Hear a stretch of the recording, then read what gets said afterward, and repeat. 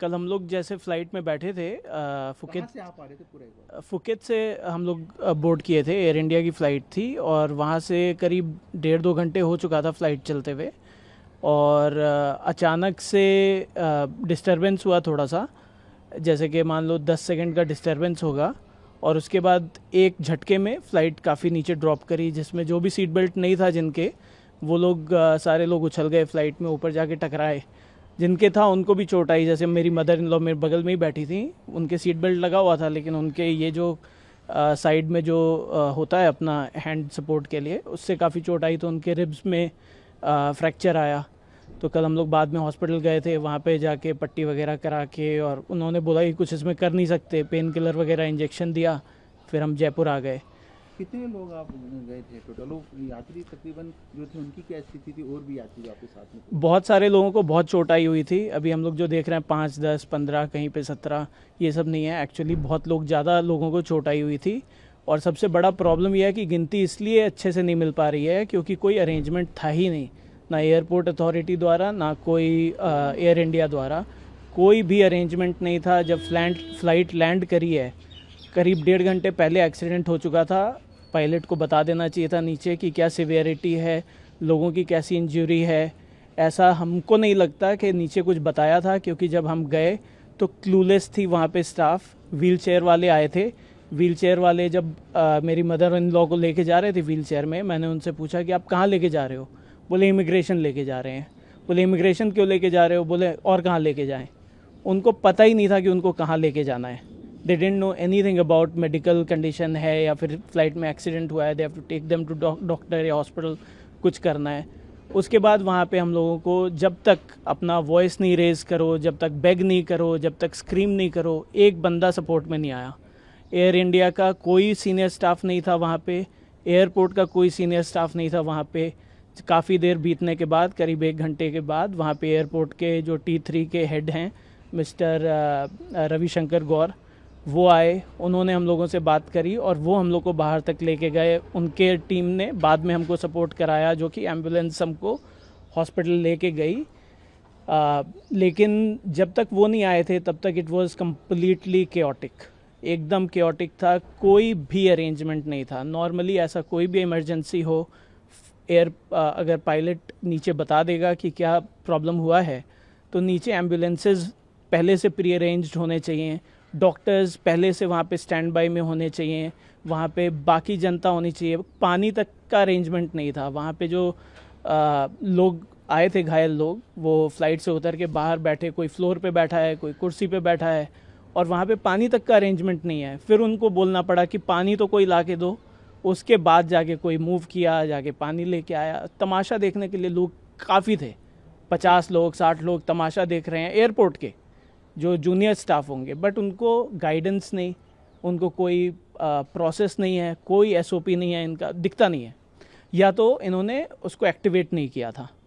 Sir, कितनी देर बाद आपकी मदर इन लोग को अस्पताल लेकर जाया गया नीचे आने के बाद? हम लोग करीब 11, सवा 11 बजे लैंड किए थे, और करीब 12, 12:30 बजे के आसपास हम लोग को लेके गए होंगे। 12:30 भी नहीं, ऑलमोस्ट 1 बजे, क्योंकि 12 बजे तो हमको चेकआउट कराया था, वहाँ से इमिग्रेशन कराया था।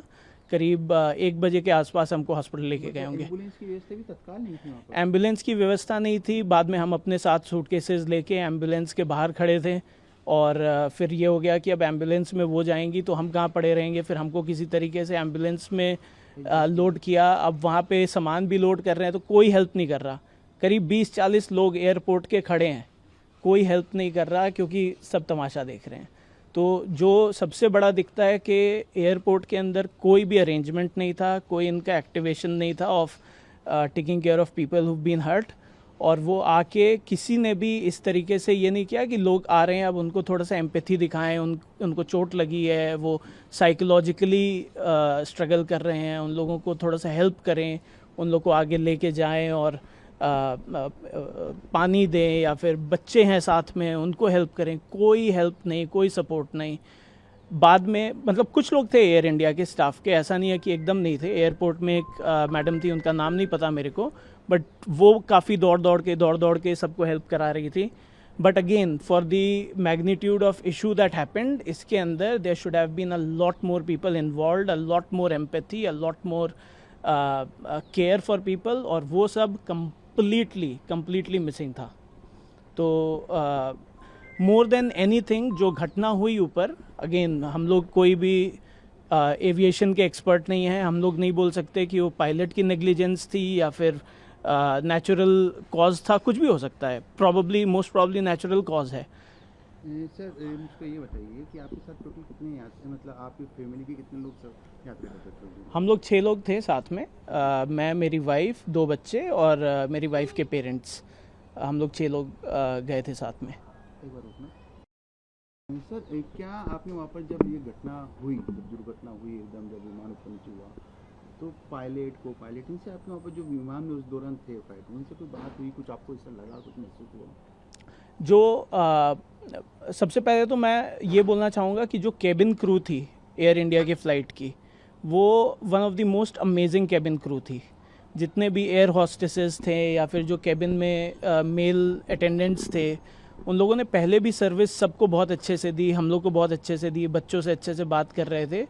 बट बाद में जब ये घटना हुई और उनको भी बहुत चोट लगी, उसके बाद वो चोट में भी सबको बहुत हेल्प कर रहे थे, सबका ख्याल रख रहे थे, और उनकी आंखों में आंसू था, रो रहे थे. कुछ एयर होस्टेसेस हमने देखा, उनको इतना दर्द था, उसके बाद भी वो कर रहे थे. तो एयर इंडिया के जो केबिन क्रू थी वो बहुत अमेजिंग थी. लेकिन मैं सेम चीज़ पायलट्स के लिए नहीं बोल सकता, क्योंकि हमारे सामने नहीं थे. और उनमें से एक पायलट थे जो कि उनका डिमीनर अच्छा नहीं था. डिमीनर अगर बोला जाए कि जो पहनावा होता है, जो हम लोग नॉर्मली पायलट्स को देखते हैं, मैं करीब 20 साल से इंटरनेशनल ट्रैवल कर रहा हूँ. हम लोग अमेरिका रहते हैं, हम लोग यहाँ इंडिया में अभी आए हुए हैं, छुट्टियों के लिए आए हुए हैं. और हम लोगों ने इतने पायलट्स देखे हैं हर जगह, हर कंट्री के, इवन इंडिया के. बहुत डिग्निफाइड जॉब है, रोल है, लोग अच्छे से ड्रेस होके आते हैं, एक डिग्निटी मेंटेन करते हैं. The pilot was not dressed well. Untucked shirt था, क्रीज शर्ट था, बिखरे हुए बाल थे. Again I don't want to जज एनीथिंग, ये सब एजेंसीज हैं, वो लोग जांच करेंगी, जो भी करेंगी.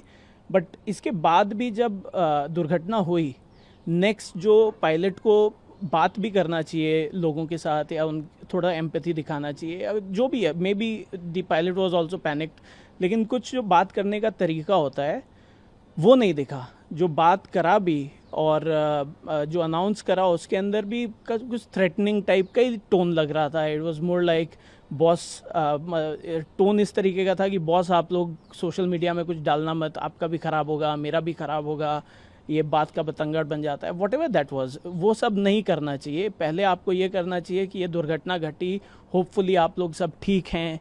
अगर आप लोग को किसी को भी किसी चीज़ की ज़रूरत है, हमारी क्रू आपके साथ है, नहीं है, या हम नीचे लैंड करेंगे, वॉट एवर दैट इज़, आपको बताना चाहिए कि क्या, एक तो क्या हुआ थोड़ा सा उसके बारे में, और उसके बाद बाकी सब ठीक है नहीं, वो सब पूछे करें, रादर देन ये बोलें कि आप सोशल मीडिया में पब्लिश मत करना कुछ, आप कहीं पे करोगे तो आपका भी ख़राब होगा, हमारा भी ख़राब होगा, रेपुटेशन ख़राब हो जाता है, बात का बतंगड़ बन जाता. तो मेरे को डिमीनर अच्छा नहीं लगा पायलट का.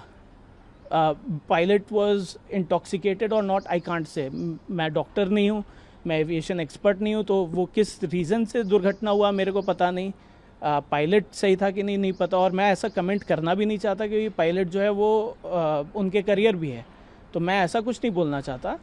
लेकिन जांच होनी चाहिए. मैंने वहाँ पे भी मिस्टर रविशंकर गौर जो हैं एयरपोर्ट में अथॉरिटी, उनको भी मैंने यही रिक्वेस्ट किया कि आप लोग को टेस्ट कराना चाहिए, ब्लड टेस्ट वगैरह कराना चाहिए, मेडिकल टेस्ट कराना चाहिए, ताकि ये पता चले कि ये क्यों हुआ है. और ये ज़रूरी है कि हम लोग के माइंड में इतना ट्रस्ट होता है पायलट के लिए, जब हम लोग जाते हैं, कि हम लोग अगला 2 घंटा, 4 घंटा, 10 घंटा, 24 घंटा शांति से बैठ के इसलिए चैन से कहीं ट्रैवल कर रहे हैं एयर पे, कि हम ट्रस्ट कर रहे हैं कि पायलट जो है ट्रेंड है और पायलट जो है वो सही है. अब होपफुली सब कुछ सही था, बट डिमीनर सही नहीं था. डिमीनर बहुत ही गंदा था, तो उससे ट्रस्ट टूट जाता है.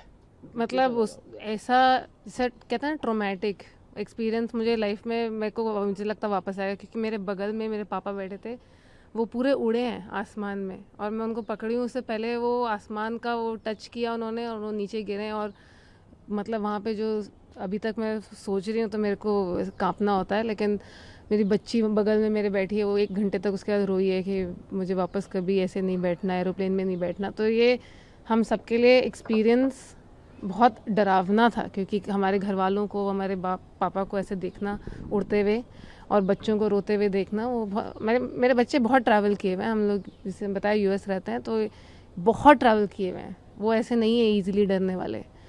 तो उनको इस तरीके से देखना was a bit scary and a bit sad. और आई जस्ट वांट टू से कि पहले हमारे ऐसा नहीं है कि ये ड्रॉप वाला चीज़ पहले नहीं हुआ है, पहले कम हुआ होगा, पहले दूसरे एयरलाइन में भी हुआ है ये, लेकिन उसके बाद कभी ऐसा नहीं हो कि पायलट ने बोला हो कि ये मत करना, वो मत करना, ये खराब हो गया, कुछ नहीं, पहले से बताया हुआ था होगा, सीट बेल्ट लगे हुए थे। और हमारे बच्चे भी उस वक्त कोई रोए नहीं, वो तो मस्ती कर रहे थे, खुश हो रहे थे, क्योंकि उनको पता था कुछ आएगा, ठीक है, और वो भी ठीक थे। लेकिन ये जो एक्सपीरियंस हुआ जिस तरीके से, उसके बाद एयर होस्टेसेस वगैरह भी पैनिक हो रखे थे, वो खुद भी पायलट पैनिक लग रहे थे, उनकी बातों से, आवाज़ से लग रहा था थोड़े घबराए हुए हैं। तो वो सब सिचुएशन की वजह से हम लोग सब बहुत ज़्यादा डर गए थे। आपकी मदर को भी चोटें लगी है? हाँ, उनको कितनी चोट लगी, अब कैसी स्थिति है? उनको हेयरलाइन फ्रैक्चर आया रिब्स में, क्योंकि उन्होंने सीट बेल्ट लगा रखी थी, लेकिन फिर भी वो झटका की वजह से जब जैसे अड़ी तो साइड की जो सीट की जो होती है हैंडल उससे उनको बहुत तेज़ चोट लगी। तो उसके बाद उनको सीधा एम्बुलेंस से ही लेके गए थे हॉस्पिटल। अब ठीक है? अब टाइम लगेगा, 6 से 8 हफ्ते लगेंगे उसको ठीक होने में।